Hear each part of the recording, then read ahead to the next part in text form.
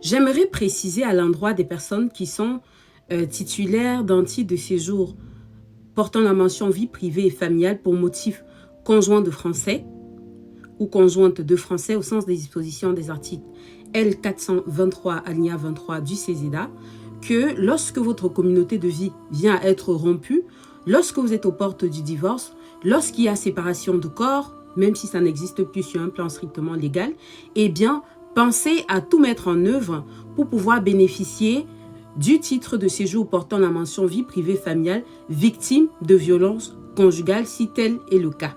Veillez bien à porter plainte en bonne et due forme et procès ce suivant, si vous avez ordonnance de protection, eh bien relancez la préfecture même si vous êtes tombé entre-temps dans l'irrégularité pour pouvoir bénéficier du dit titre de séjour victime de violences conjugales. Faites attention, j'en vois des ladies qui écrivent à la préfecture pour expliquer qu'elles ont décidé de divorcer parce que X, Y raison. À partir du moment où la communauté de vie est rompue, votre titre de séjour conjoint de français n'existe plus.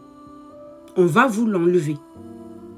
Donc, il est complètement inutile, non avenu, de faire des courriers vous-même pour informer la préfecture de cet état de fait.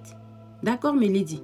Pensez à vous abonner surtout, partagez les vidéos. C'était pour vous la juriste des sans-papiers de France, Lady Bi officielle de mon vrai nom, Olive Pot. Je suis doctorante juriste dans une université francilienne. Je suis également vacataire. Je vais donner cours dans une section de DI. Voilà, je vous précise, équité, diversité, inclusion.